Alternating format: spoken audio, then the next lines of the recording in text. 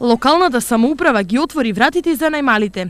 Тие денес со крената глава на градоначалникот му ги кажаа своите права.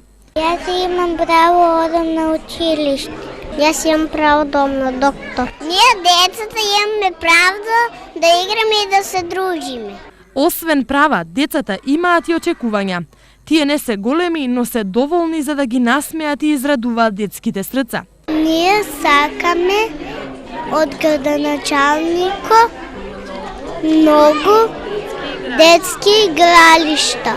Колку општината и градоначалникот се свесни за своите обврски кон најмалите. Ние, генерациите кои сме сега, имаме обврска на тие деца да им створиме одлични услови во самите детски градинки, да им створиме многу добри услови за живење во нашиот град, да направиме многу детски катчиња, многу паркови, места за шетање и за уживање. Освен на општината, дечињата и нивниот развој е главна обврска на образовните институции, што тие прават за нивна заштита и едукација.